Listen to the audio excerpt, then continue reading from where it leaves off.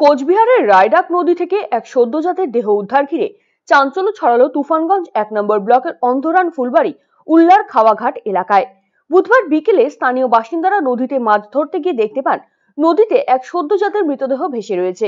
এরপরে খবর জানাজানি হতেই এলাকায় ভিড় জমায় স্থানীয় বাসিন্দারা। ঘটনাস্থলে ছুটে আসে তুফানগঞ্জ থানার পুলিশ। এরপরে সদ্যজাতের দেহটি উদ্ধার করে তুফানগঞ্জ থানায় নিয়ে যায় পুলিশ।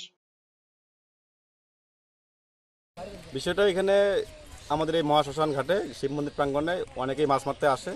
আজকেও প্রত্যেক দিনের মতো আজকেও মাছ মারতে আসছিল এবং তারাই একজন লক্ষ্য করে যে নদীতে একটা সদ্যজাত বাচ্চা এখানে পড়ে আছে এবং সঙ্গে আশেপাশে এখানে আমাদের যারা গ্রাম প্রতিবেশী ছিল তারা খবর পায় এবং সঙ্গে সঙ্গে তারা চলে আসে এবং থানায় খবর দেওয়া হয় এবং আসে এবং তারা সদ্যজাত বাচ্চাটির মৃতদেহ উদ্ধার করে।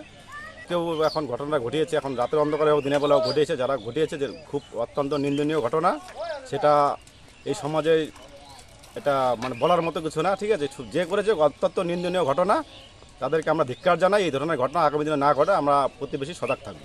বহু আকাঙ্ক্ষিত চিকিৎসক তথা পূর্ব ভারতের বিখ্যাত হার্ট স্পেশালিস্ট ডক্টর হেমন্ত কুমার গর্গ এখন প্রতি মঙ্গলবার বসছেন রায়গঞ্জের দিশারিতে।